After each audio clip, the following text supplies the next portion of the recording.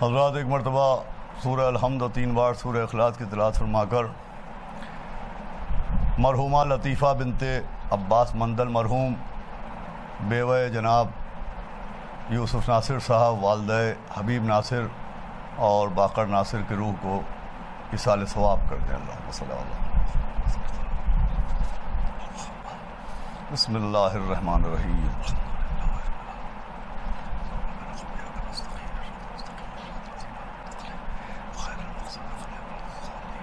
بسم اللہ الرحمن الرحیم۔ بسم اللہ الرحمن الرحیم۔ بسم اللہ الرحمن الرحیم۔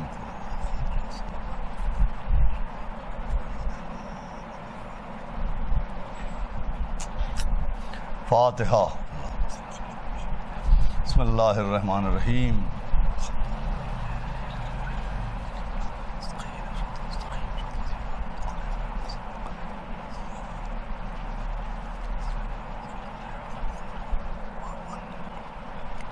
اعوذ باللہ السمیع العلی العظیم من الشیطان اللعین الرجیم۔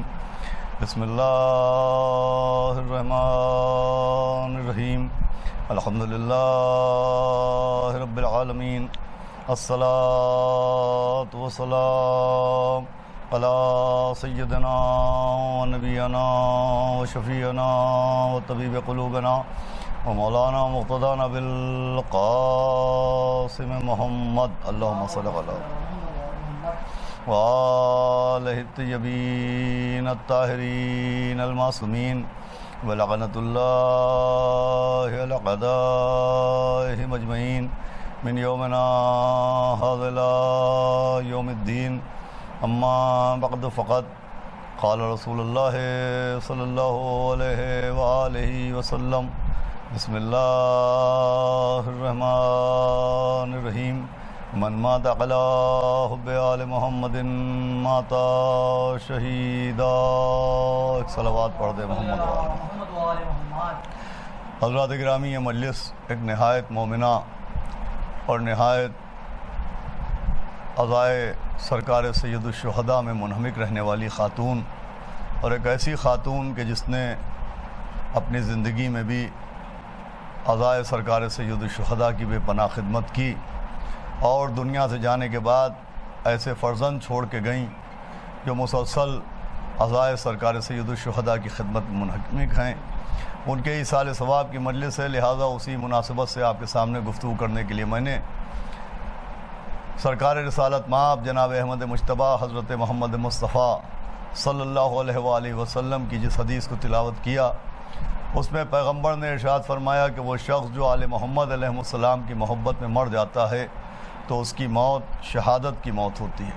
دیکھیے، پیغمبر اسلام کی یہ حدیث اس بات پر دلالت کر رہی ہے کہ شہادت کے لیے نہ میدان جنگ کی شرط ہوتی ہے، شہادت کے لیے نہ قتال کی شرط ہوتی ہے، شہادت کے لیے نہ مقتل کی شرط ہوتی ہے، شہادت کے لیے صرف و صرف آل محمد علیہ السلام کی محبت کی شرط ہوتی ہے۔ اگر انسان کے دل میں آل محمد علیہ السلام کی مودت ہے اور وہ اسی مودت اہل بیت کی دولت کے ساتھ اس دنیا سے چلا جاتا ہے تو اس کی موت ہلاکت کی موت نہیں کہلاتی، بلکہ اس کی موت شہادت کی موت کہلاتی ہے۔ یعنی شہادت کی اصل شرط آل محمد علیہ السلام کی محبت ہے، آل محمد علیہ السلام کی مودت ہے۔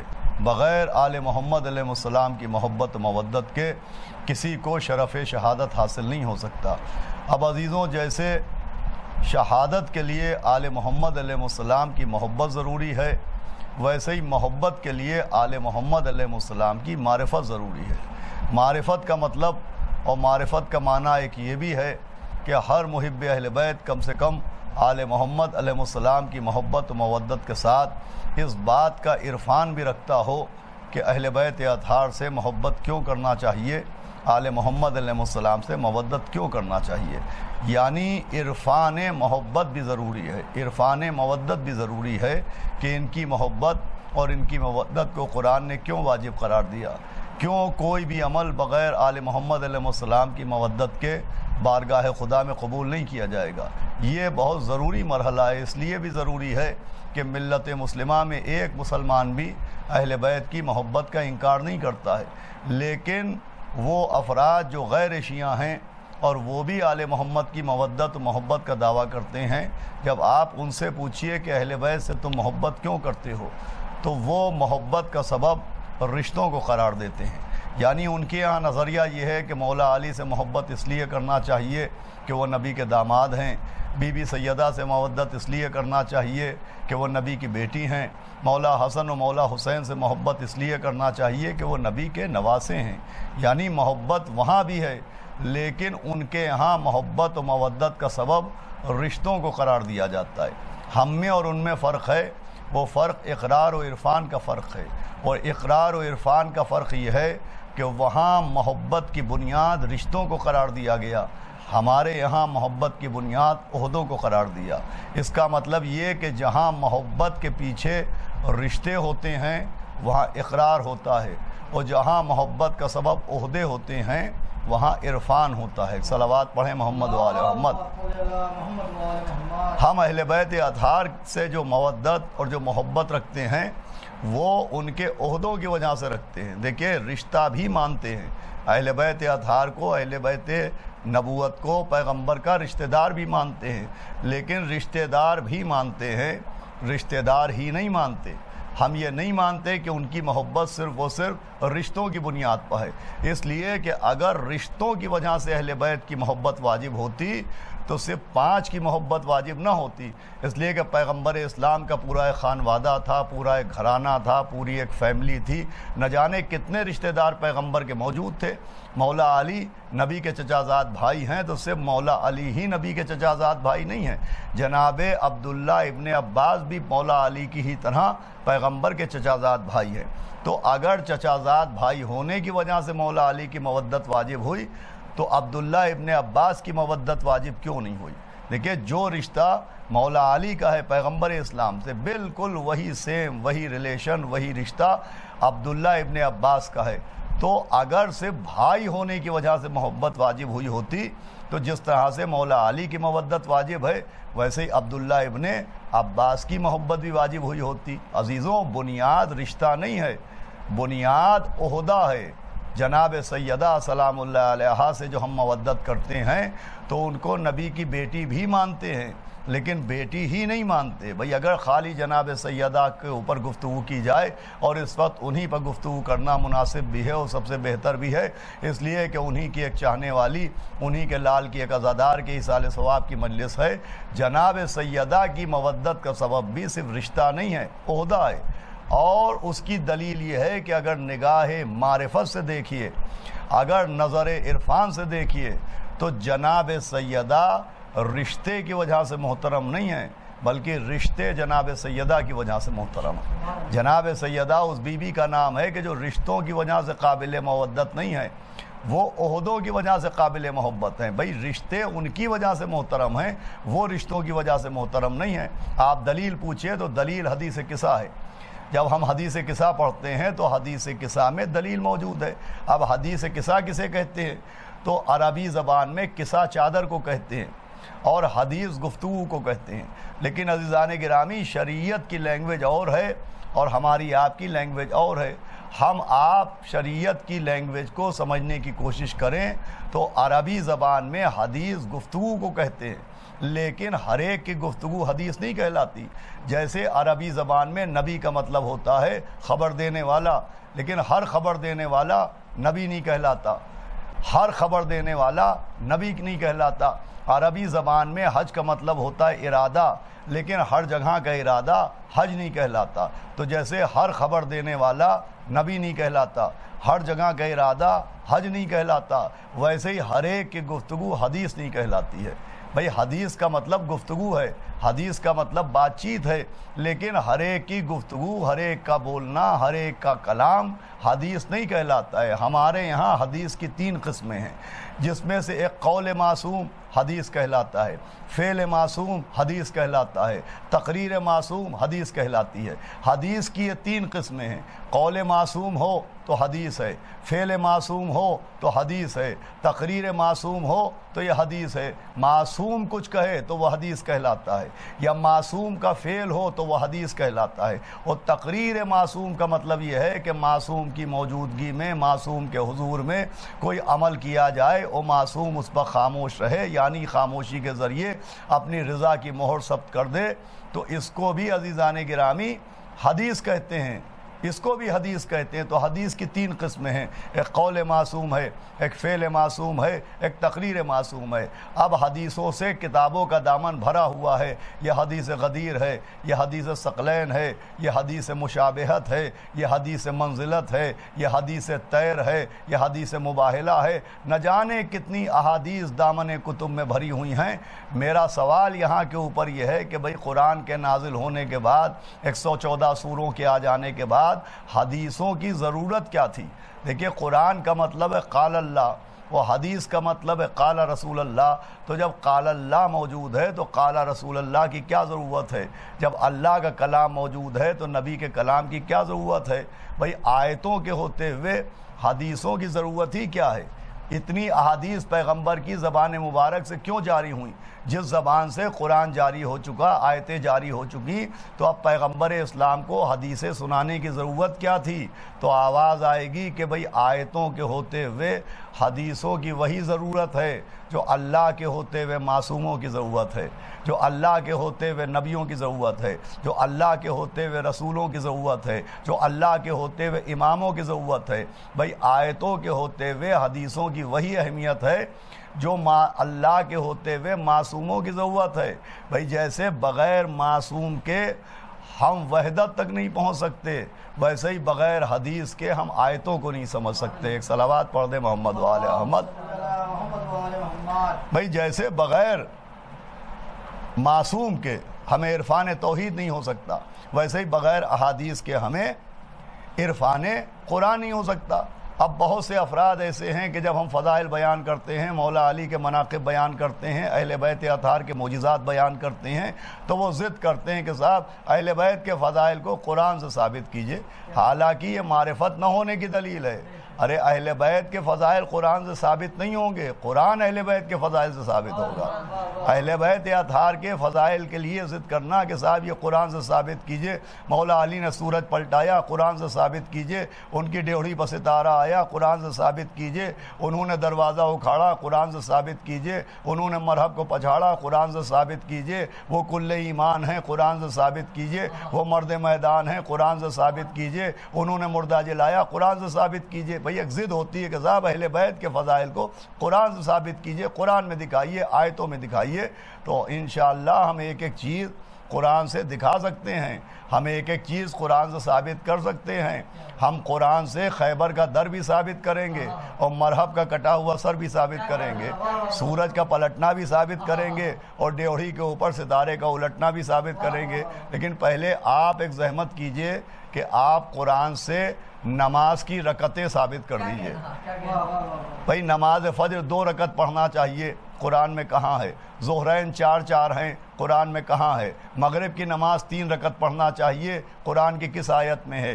عشاء کی نماز 4 رکعت ہے، قرآن کے کس سورے میں ہے؟ نماز کیسے پڑھنا چاہیے؟ قرآن کی کس آیت میں ہے؟ رکوع میں کیا کہنا چاہیے؟ قرآن کی کس آیت میں ہے؟ سجدے میں کیا پڑھنا چاہیے؟ قرآن کی کس آیت میں ہے؟ روزے کی ڈیٹیل قرآن کی کس آیت میں ہے؟ حج کی تفسیر قرآن کی کس آیت میں ہے؟ بھئی آپ عبادت قرآن سے ثابت کیجئے، ہم اہل بیت کی فضیلت قرآن سے ثابت کیے دے رہے ہیں۔ بھئی قرآن میں نماز کی رکعتیں کہاں ہیں؟ قرآن میں روزے کی ڈیٹیل کہاں ہے؟ قرآن میں حج کی تفصیل کہاں ہے؟ قرآن میں زکوٰۃ کا مکمل نصاب تفصیل کے ساتھ کہاں موجود ہے؟ بھئی دکھائیے قرآن میں نماز اور روزے کے احکامات کہاں موجود ہیں؟ تو جواب دیا جائے گا کہ بھئی نماز کی رکعتیں اور روزے کی تفصیل اور حج کی ڈیٹیل اور زکوٰۃ کا قانون یہ قرآن سے ثابت نہیں ہوگا، بلکہ اس کے لیے قانون یہ ہے کہ قرآن اشارہ کرتا ہے، حدیثیں وضاحت کرتی ہیں۔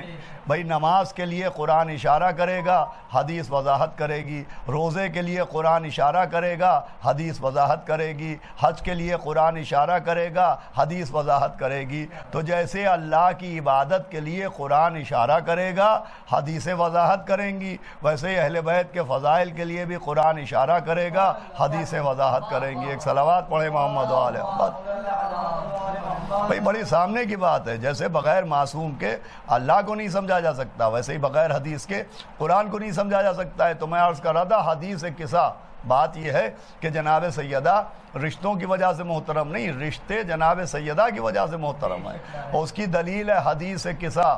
حدیث قصہ دلیل ہے، اور وہ دلیل یہ ہے کہ سینکڑوں مرتبہ، ہزاروں مرتبہ ہم نے حدیث قصہ پڑھی بھی ہے، اور شب جمعہ حدیث قصہ سنی بھی ہے۔ حدیث قصہ کا ماحصل یہ ہے کہ جب اللہ نے آل محمد علیہ السلام کا قصیدہ پڑھا اور کائنات کی خلقت کا سبب بیان کیا، تو فرشتوں نے پوچھا، اور فرشتوں میں بھی جبریل نے پوچھا، وہ جبریل جو کبھی جناب سیدہ کی چکی چلاتا ہے، کبھی روٹی پر سورہ لاتا ہے، کبھی انگوٹھی پر آیت پہنچاتا ہے، کبھی حسنین کا جھولا جلاتا ہے، کبھی لا فتح الا علی کے نعرے لگاتا ہے، کبھی مسکرا کے غدیر میں منافقوں کا کلیجہ کھاتا ہے۔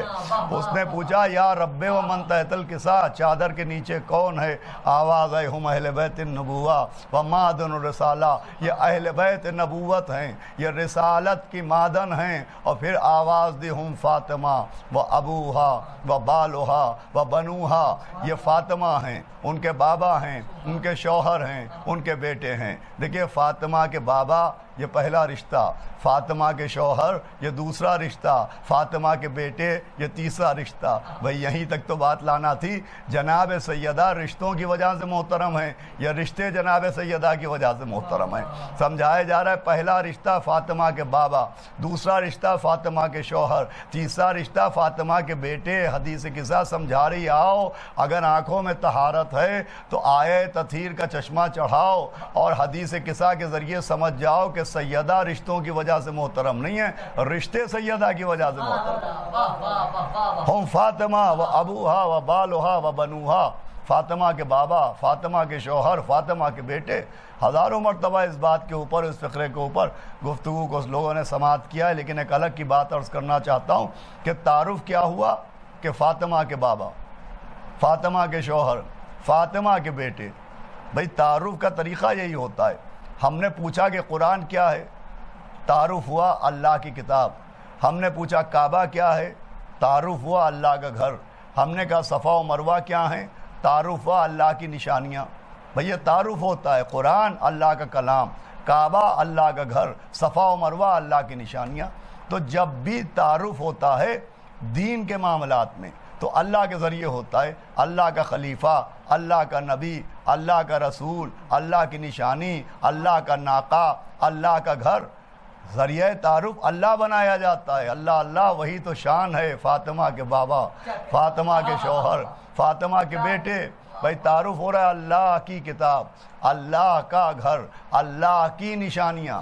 تعارف یوں ہی سنا گیا ہے، آج تک کسی نے نہیں سنا ہوگا کہ کوئی پوچھے اللہ کون تو بتایا گیا ہو قرآن کا اللہ، کعبہ کون، اللہ کون، کعبے کا اللہ، نشانیوں کا اللہ۔ بھائی تعارف اللہ کے ذریعے ہوتا ہے، اللہ کا نہیں ہوتا ہے۔ کیا سن رہے ہیں آپ؟ اللہ کے تعارف کا کوئی ذریعہ نہیں بنتا، سب کے تعارف کا ذریعہ اللہ کو بنایا جاتا ہے۔ قرآن کا انٹروڈکشن ہوا اللہ کے ذریعے، کعبے کا انٹروڈکشن ہوا اللہ کے ذریعے، شاعر اللہ کا انٹروڈکشن ہوا اللہ کے ذریعے۔ کیوں؟ اس لیے کہ کعبے کا احترام اللہ کی وجہ سے ہے، قرآن کا احترام اللہ کی وجہ سے ہے، نشانیوں کا احترام اللہ کی وجہ سے ہے۔ تو تعارف کا قانون یہ ہے کہ جو قابل احترام ہوگا اس کو پہچنوایا جائے گا، جو قابل احترام ہوگا اس کو پہچنوایا جائے گا، اور جو سبب احترام ہوگا اس کو ذریعہ بنایا جائے گا۔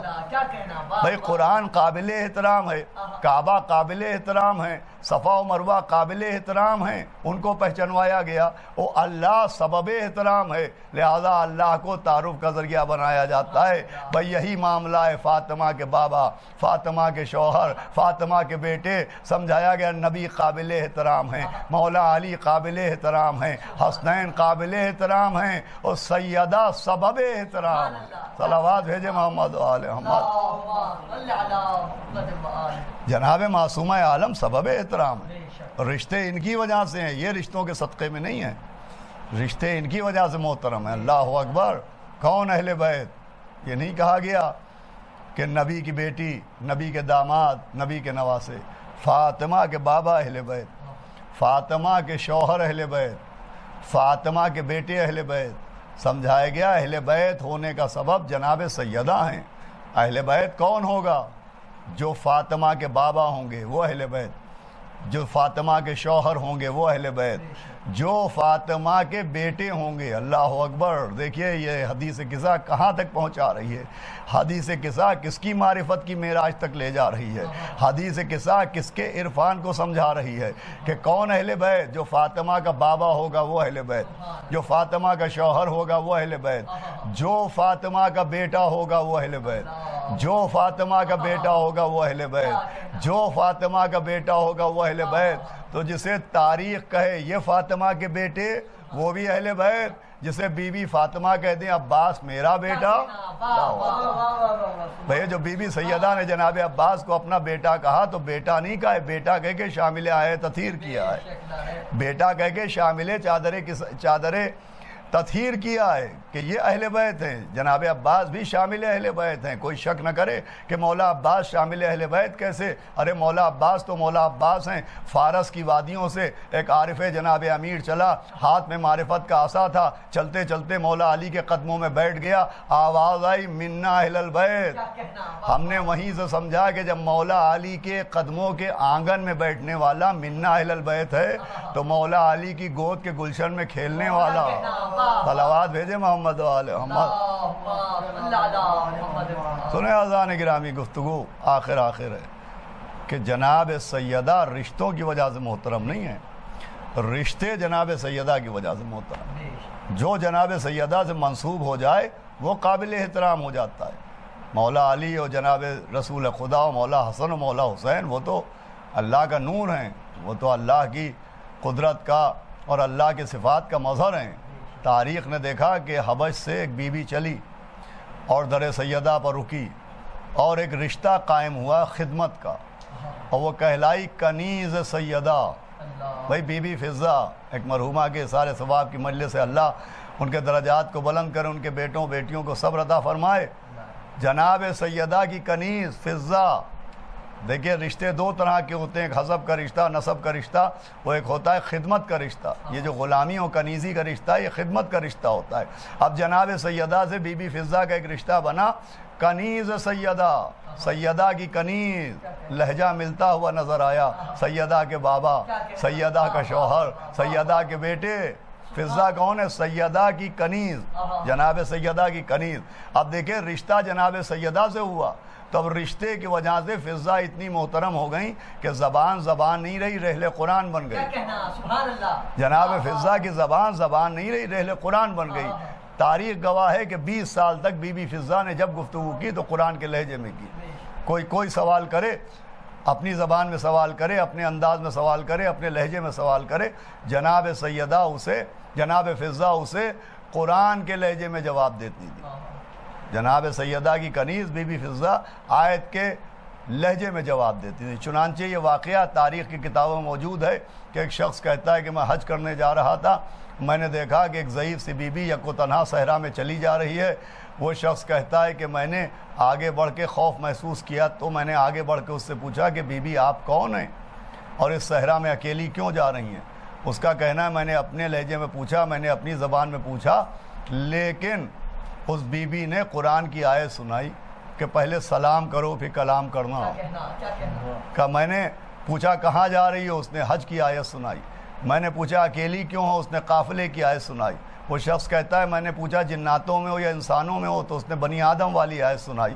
کہ میں اپنے لہجے میں پوچھ رہا تھا، وہ قرآن کی آیتیں سنا رہی تھیں۔ اللہ اکبر۔ بھائی جو جناب سیدہ سے منسوب ہو جائے وہ قرآن کی آیتیں سنا رہی تھی۔ بآخری گفتگو ہے، وہ قرآن کی آیتوں کے ذریعے جواب دینی تھی۔ جناب فضہ جب بولی تو قرآن کے لہجے میں بولی۔ دیکھیں یہ بولنا بھی ایک نعمت الہی ہے، یہ نطق بھی اللہ کا ایک کرم ہے لیکن یہ نطق وہ ہے کہ انسان زبان لے کے پیدا ہوتا ہے، قوت نطق لے کے پیدا نہیں ہوتا ہے۔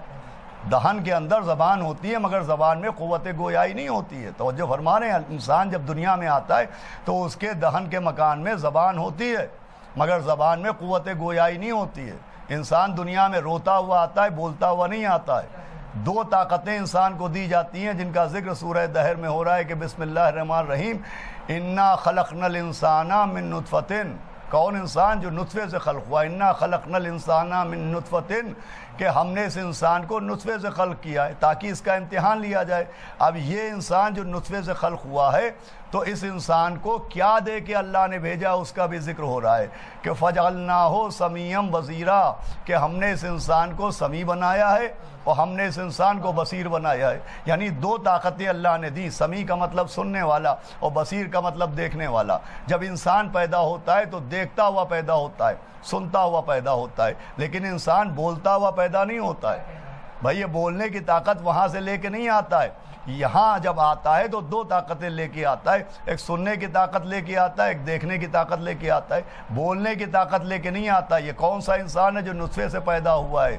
تو جو روتا ہوا ہے وہ نطفے سے پیدا ہوا ہے، لیکن اگر 13 رجب کو کوئی کعبے میں بولتا ہوا پیدا ہو جائے، کوئی بولتا ہوا نظر آئے تو اسے کیا کہا جائے گا؟ اسے یہی کہا جائے گا کہ نطفے والا اور ہے، نور والا اور ہے۔ صلوات بھیجے محمد و آل محمد۔ بھئی جو روتا ہوا ہے وہ نطفے والا ہے، جو بولتا ہوا ہے وہ نور والا ہے، جو پیدا ہو کے حجرے کو نجس کر دے وہ نطفے والا ہے، جو کعبے میں آ کے کعبے کو پاک کر دے وہ نور والا ہے۔ صلوات بھیجے محمد و آل محمد۔ عزیزان گرامی، یہ گویائی کی طاقت انسان لے کے نہیں آتا ہے، بولنے کی طاقت انسان وہاں سے نہیں لاتا ہے۔ یہ بولنا انسان کو اس دنیا میں آتا ہے، مگر بولنے کے لیے ایک شرط ہے کہ ایک تندرست سے تندرست بچہ پیدا ہو تو اس کے پاس زبان ہوتی ہے۔ قوت گویائی کے لیے ایک شرط یہ ہوتی ہے کہ وہ بولنے والوں کی گودوں میں پلے۔ اگر خدا نہ کرے کسی بچے کی پرورش وہ لوگ کریں جنہیں سماج میں گونگا کہا جاتا ہے، جو بول نہیں پاتے، تو ساری کتابیں ڈھیر کر دیں، ٹیوٹر پہ ٹیوٹر رکھ دیے جائیں، اسے کبھی بولنا نہیں آئے گا۔ بولنے کے لیے ضروری ہے کہ بچہ جن کے بیچ میں رہتا ہے وہ بھی بولتے ہوں، وہ بولنے والوں کے بیچ میں رہے۔ اچھا، بچہ جن کے بیچ میں رہتا ہے انہی کی زبان بولتا ہے۔ ایک بچے کی پرورش انگریز کریں، اس کی زبان انگریزی ہو جائے گی۔ ایک بچے کی پرورش عرب میں ہو، اس کی زبان عربی ہو جائے گی۔ ایک بچے کی پرورش ایران میں ہو، اس کی زبان ایرانی ہو جائے گی، فارسی ہو جائے گی۔ تو جو جن کے بیچ میں رہتا ہے وہ انہی کی زبان بولتا ہے۔ ہم نے تاریخ سے پوچھا بی بی فضہ کی زبان کیا ہے؟ تاریخ نے کہا قرآن قرآن قرآن۔ بھائی 20 سال تک جناب فضہ نے قرآن سنا کے بتایا ہے کہ میں انسانوں کے بیچ میں نہیں رہی ہوں، بولتے ہوئے قرآنوں کے بیچ میں رہی ہوں۔ صلوات بھیجے محمد و آل محمد۔ بولتے ہوئے قرآنوں کے بیچ میں رہوں۔ بس عزیزوں، گفتگو تمام ہو رہی، چونکہ ایک مومنہ کے اصال ثواب کی مجلس ہے۔ رشتے جو محترم ہوتے ہیں وہ جناب سیدہ کی وجہ سے محترم ہوتے ہیں، جناب سیدہ رشتوں کی وجہ سے محترم نہیں، جو ان سے منسوب ہو جائے وہ قابل احترام ہوتا ہے۔ جناب فضہ ان سے منسوب ہوئیں تو زبان نہیں رہی، اور رحل قرآن بن گئی۔ کنیز سیدہ، سیدہ کی کنیز، تسبیح ہے سیدہ، سیدہ کی تسبیح۔ اللہ اکبر، آپ اندازہ لگائیں بھئی اس تسبیح کی کیا عظمت ہے۔ 34 مرتبہ اللہ اکبر، 33 مرتبہ الحمدللہ، 33 مرتبہ سبحان اللہ، یہ اللہ کا ذکر ہے۔ نہیں، اللہ اکبر کیا ہے؟ اللہ کا ذکر ہے۔ سبحان اللہ کیا ہے؟ اللہ کا ذکر ہے۔ الحمدللہ کیا ہے؟ اللہ کا ذکر ہے۔ یہ اللہ کا ذکر ہے، اور عموماً یہ اللہ کا ذکر نماز پڑھنے کے بعد کیا جاتا ہے، جسے ہم کہتے ہیں تسبیح جناب سیدہ پڑھیں۔ تو نماز میں کیا ہوا تھا؟ بھئی نماز میں جو سورے پڑھے اس میں کیا ذکر تھا؟ جو ہم نے رکوع میں کیا اس میں کس کا ذکر تھا؟ جو ہم نے سجدے میں کہا اس میں کس کا ذکر تھا؟ تو اول تا آخر اللہ ہی کا ذکر تھا۔ بھئی جو پوری نماز میں ہوا وہ بھی اللہ کا ذکر تھا، اور جو اس تسبیح میں ہوا وہ بھی اللہ کا ذکر تھا۔ مگر روایت موجود ہے کہ وہ نماز جس میں جناب سیدہ کی تسبیح پڑھی جائے وہ 2 رکعت نماز ان 1000 رکعت نمازوں سے افضل ہوتی ہے جو بغیر تسبیح کے پڑھی جائیں۔ کیا سنا آپ نے؟ بھائی وہ ذکر جو ہم نے نماز میں کیا وہ بھی اللہ کا ذکر تھا، مگر یہ جو تسبیح سیدہ کی شکل میں ہوا یہ ڈائریکٹ ذکر نہیں ہوا، وایا سیدہ ذکر ہوا۔ اللہ اکبر، یہ جناب سیدہ کے ذریعے اللہ کا ذکر ہوا۔ اب بی بی سیدہ کی نسبت نے اللہ کے ذکر کو کس منزل تک پہنچا دیا؟ ارے جو مومن کو معراج پر پہنچائے اسے نماز کہتے ہیں، جو نماز کو معراج پر پہنچائے اسے ذات سیدہ کہتے ہیں۔ صلوات بھیجے محمد و آل محمد۔ بازان گرامی، یہ گفتگو اسی لیے ہوئی کہ رشتہ محترم ہے، لیکن جناب سیدہ نبی کی بیٹی بھی ہیں، بیٹی ہی نہیں ہیں۔ یہ رشتہ جو محترم ہوا ہے تو جتنے بھی رشتے ہیں میں نے عرض کیا وہ جناب سیدہ کی وجہ سے محترم ہوتے ہیں۔ دیکھیے سب سے بڑا رشتہ ایک مرحومہ کے اصالِ ثواب کی مجلس ہے، اور ایسی مرحومہ کہ میں نے اپنی زندگی میں ان کو بڑے قریب سے دیکھا۔ جب مغل مسجد میں 40 کا عشرہ پڑھتا تھا 16 برس، تو انہی مرحومہ کے شوہر حیات تھے جناب یوسف ناصر صاحب، اور ان کے فرزند حبیب ناصر اور باقر ناصر، اور حبیب ناصر کے بڑے بھائی فرید صاحب بھی حیات تھے۔ اس وقت جب میں نے 96 میں عشرہ پڑھنا شروع کیا تو اس وقت بالکل جوانی تھی، تو میں نے اس وقت سے ان مرحومہ کو دیکھا۔ اللہ درجات بلند کرے یوسف ناصر صاحب کے بھی۔ بمبئی کی عزاداری میں ان مرحوم کا بڑا ہاتھ ہے، بہت صاحب حیثیت آدمی تھے، لیکن انہوں نے بھی اپنی پوری زندگی اپنی دولت کا صرف خدمت عزائے سرکار سید الشہداء کے لیے کیا ہے۔ وہ روز مجلسیں سنتے تھے، میں نے اپنی آنکھ سے دیکھا ہے۔ مرحومہ بیٹھی رہتی تھی ان کے گھر میں، یہ صرف ایام عزا کی بات نہیں، صرف ماہ محرم کی بات نہیں ہے۔ بھائی تصور زیدی صاحب نے کہا ہے نا کہ رلانے آتی ہے یاد حسین روز مجھے، میں وہ نہیں کہ محرم کا انتظار کروں۔ تو یہ جو شعر ہے کہ میں وہ نہیں کہ محرم کا انتظار کروں، تو جن مرحومہ یعنی لطیفہ مرحومہ بنت عباس مندل کے مجلس ہے، ان کے شوہر یوسف صاحب روز کیبل کے اوپر بامبے میں مجالس کا سلسلہ آج بھی جاری ہے، لوگ ٹی وی کے اوپر جو چل پھر نہیں سکتے وہ اپنے گھر میں تو وہ روز مجلس سنتے تھے۔ ان سے کسی کہنے والے نے کہا کہ آپ روز مجلس سنتے ہیں، آپ کا دل نہیں بڑھتا؟ تو انہوں نے جب جواب دیا تھا کہ مولا حسین پر رونے سے کبھی دل بڑھ سکتا ہے؟ تو ایسی شخصیت ہے یوسف عیسیٰ ناصر صاحب۔ ان کی اہلیہ تھی لطیفہ صاحبہ جو اصلاً ایرانی تھی، عباس مندل صاحب ایک ایرانی مومن تھے، ان کی صاحبزادی تھی، اور انہوں نے بھی اپنی پوری زندگی مولا حسین علیہ السلام کی عزا میں گزاری۔ اور پھر میں نے عرض کیا نا کہ سب سے بڑا رشتہ ماں کا رشتہ ہوتا ہے۔ ان کے جو فرزند اس وقت 40ویں کی مجلس کا اہتمام کر رہے ہیں وہ کیا ہے حبیب ناصر اور باقر ناصر، ان کی مولا علی سے اور مولا حسین سے اور اہل بیت اطہار سے موجت جگ ظاہر ہے۔ یہ جو اہل بیت اطہار کی محبت میں اور عزائے سرکار سید الشہداء میں اتنا کوشاں ہیں کہ اپنے باپ کے بعد ان کا قائم کیا ہوا عشرہ سنبھالے ہوئے، ادارہ تحفظ حسینیت کے عنوان سے جو عشرہ ہوتا ہے اس کی خدمت میں لگے ہوئے ہیں، اور پھر 40 کے جلوس میں پیش رہتے ہیں، اس کا اہتمام کرتے ہیں۔ تو یہ ان کے پاس جذبہ کہاں سے آیا ہے؟ یا حبیب ناصر ہوں یا باقر ناصر ہوں، یہ جو اتنا مولا حسین کے عشق میں اور عزائے سرکار سید الشہداء میں ڈوبے ہوئے ہیں، تو ان کے پاس یہ جذبہ کہاں سے آیا ہے؟ تو مجھے یہ کہنے میں کوئی تکلف نہیں ہے کہ ان دونوں بھائیوں کے پاس جو یہ جذبہ آیا ہے تو یہ ان کی محنت کی وجہ سے نہیں آیا، ان کی ماں کے دودھ کی طہارت کی وجہ سے آیا ہے۔ اس لیے کہ سب سے بڑا رشتہ ماں کا رشتہ ہوتا ہے۔ وہ امام جعفر صادق علیہ السلام نے فرمایا کہ جب اپنے دلوں میں ہماری مودت کی خنکی محسوس کرنا، ہماری محبت کی ٹھنڈک محسوس کرنا، تو اپنی ماں کے حق میں دعا کرنا۔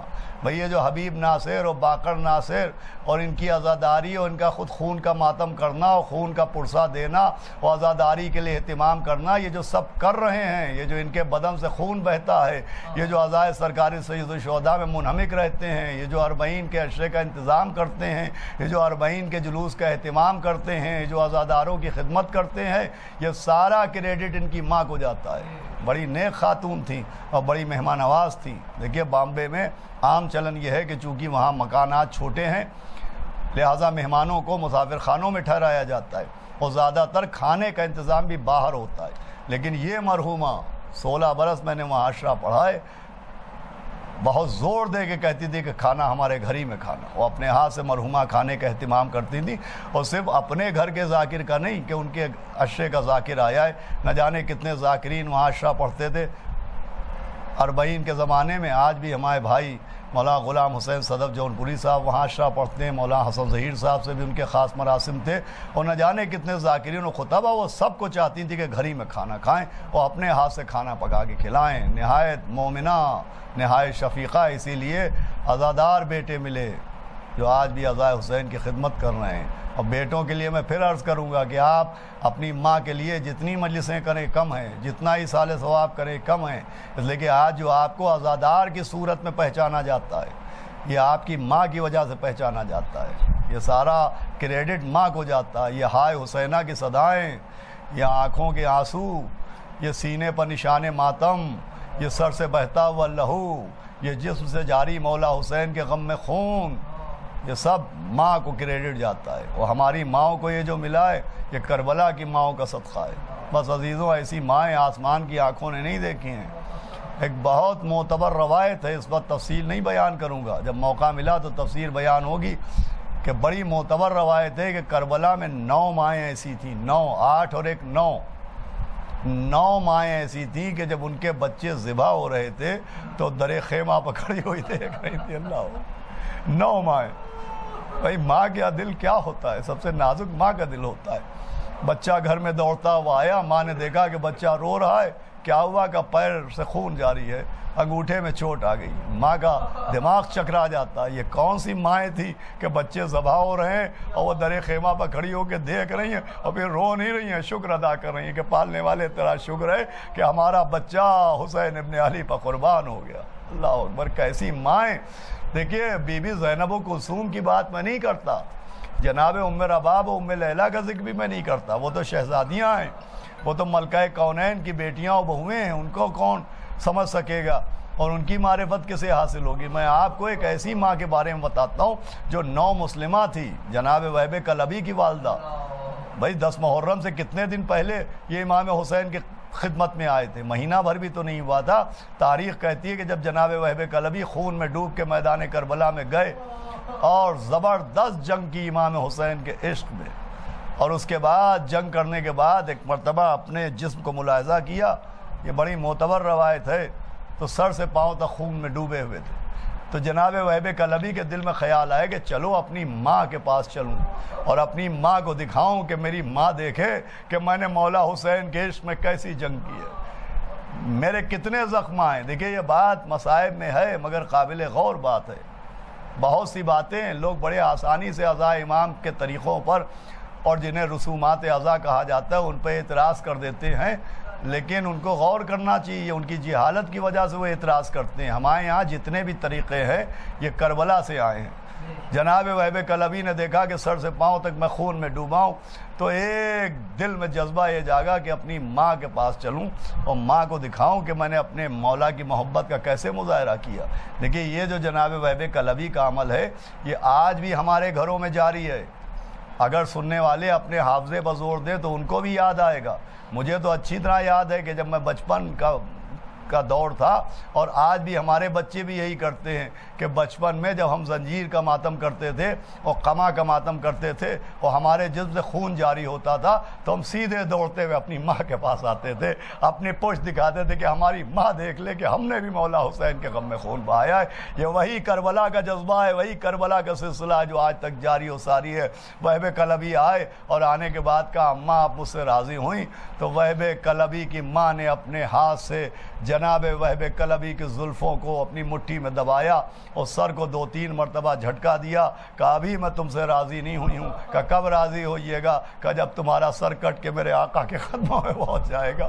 آپ بتائیں ایسی ماں ہے آسمان کی آنکھوں نے کہاں دیکھی؟ وہ 1 منٹ مجلس تمام ہو رہی ہے کہ ایک ماں کا ذکر اور کرنا مقصود ہے کہ جناب مسلم ابن اوسجہ کو تو پہچانتے ہیں آپ کہ جب شب عاشور امام نے کہا تھا کہ جس کو جانا ہو چلا جائے، ہم نے چراغ گل کر دیا، تو سب سے پہلی تقریر جناب مسلم ابن اوسجہ نے کی تھی اور کہا تھا کہ فرزند رسول بچپن میں آپ کو گودوں میں کھلایا ہے، آپ نے کیا کہہ دیا؟ ہمارا کلیجہ ٹکڑے ٹکڑے ہوا جا رہا ہے، ہم آپ کو چھوڑ کے نہیں جائیں گے۔ اگر قینچی سے ہمارا گوشت مہین مہین کاٹ دیا جائے، ہماری لاش میں آگ لگا دی جائے اور راکھ کو دریا دریا میں بہا دیا جائے، پھر زندہ کیا جائے، پھر یہی عمل کیا جائے، ہم آپ کو چھوڑ کے نہیں جائیں گے۔ ان مسلم ابن اوسجا کو تو قوم اچھی طرح جانتی ہے نا۔ روز عاشورہ تھا، 10 محرم تھی، مولا حسین جناب مسلم ابن اوسجا کا لاشا لے کے آئے۔ ابھی قتل گاہ میں لاشے کو رکھا تھا، خیمہ گاہ میں لاشے کو رکھا تھا کہ ایک بچے کی آواز آئی۔ کوئی بچہ تھا جو امام حسین کی شان میں قصیدہ پڑھ رہا تھا۔ بھائی وہ قصیدہ بڑے بڑے ہمارے علماء نے، علامہ مجلسی نے، شیخ عباس قمی نے، شیخ صدوق نے اپنی اپنی کتابوں میں، مصائب مقتل کی کتابوں میں درج کیا۔ مجھے صرف ایک مصرع یاد ہے کہ امام حسین کے کانوں میں آواز آئی کہ ایک بچہ کہہ رہا ہے کہ حسین و امیری و نعم الامیر، میرا امیر میرا حسین ہے، کون ہے میرا حسین جیسا۔ اب جو امام نے دیکھا کہ اس تلواروں کی سنسناہٹ میں، تیروں کی جھنکاروں میں، خون کی خوشبو پھیلی ہے مقتل میں، ایسے عالم میں کون بچہ ہے جو شعر پڑھ رہا ہے۔ اب جو دیکھا تو ایک 9 برس کا بچہ جس کے سر پہ امامہ جنگ بندھا ہوا تھا، جس کے کمر میں بڑی سی تلوار لگی ہوئی تھی، وہ جھوم جھوم کے مولا حسین کی شان میں شعر پڑھ رہا تھا۔ وہ امام کو جھک کے سلام کر رہا تھا۔ امام نے بچے سے پوچھا کہ تیرے سر پہ امامہ کس نے باندھا ہے؟ بچے نے بڑے فخر سے کہا آقا میری ماں نے امامہ باندھا ہے۔ کہ تیری کمر میں تلوار کس نے لگائی ہے؟ کہ میری ماں نے تلوار لگائی ہے۔ کہ کہاں جا رہا ہے؟ کہ میری ماں نے کہا ہے جیسے تمہارا باپ میرے آقا پر قربان ہوا، جلدی جاؤ وہ آقا پر اپنی جان قربان کر دو۔ امام نے کہا تمہارے باپ کا نام کیا ہے؟ تو بچے نے فخر سے سینے کو چوڑا کیا کہ آقا میرے باپ کا لاشا آپ کے قدموں میں پڑا ہوا ہے۔ عزیزو اندازہ لگا ہے کہ مسلم ابن اوسجا کا لاشا، باپ کا لاشا سامنے پڑا ہے۔ بچہ باپ کو رو نہیں رہا ہے، مولا حسین کی شان میں شعر پڑھ رہا ہے، اجازت جنگ مانگ رہا ہے۔ امام نے سر پر ہاتھ رکھا، حضرت کے جیسے صابر کی آنکھوں میں آنسو آئے اور کہا جاؤ خیمے میں جاؤ، اپنی ماں کو ہمارا سلام کہہ دو۔ اللہ اکبر، اپنی ماں کو ہمارا سلام کہہ دو اور کہہ دو اب تم کو میدان جنگ میں نہ بھیجیں، اس لیے کہ اگر اس لیے بھیج رہی ہیں کہ روز محشر تمہاری شفاعت ہو جائے تو تمہاری شفاعت کے لیے تمہارا باپ کافی ہے، اس سے کہہ دو کہ اب تم کو نہ بھیجیں۔ ابھی امام نے کہا تھا کہ خیمے کا پردہ ہلنے لگا، ایک بیوہ کی آواز ہے آقا میرے بچے کو مرنے سے نہ روکیے گا۔ ارے آقا اگر میرا بچہ زندہ رہ گیا اور سیدہ کی بیٹیوں کی گودیں اجڑ گئی، سیدہ کی بہوؤں کی گودیں اجڑ گئی تو میں معصومہ عالم کے سامنے کیا چہرہ لے کے جاؤں گی؟ میرا بچہ آپ کے بچوں کا صدقہ بن جائے، میرا بچہ آپ کے بچوں پر قربان ہو جائے۔ الا لعنت اللہ علی القوم الظالمین سیعلم الذین ظلموا ای منقلب ینقلبون۔ اللہ حضرات پھر سے ایک مرتبہ حبیب ناصر سعید اور باقر ناصر سعید کی والدہ اور جناب یوسف ناصر صاحب بحرینی کی زوجہ جناب محترمہ لطیفہ بنت عباس مندل کی روح کو اصال ثواب کر دیں۔ اللہ بسم اللہ الرحمن الرحیم۔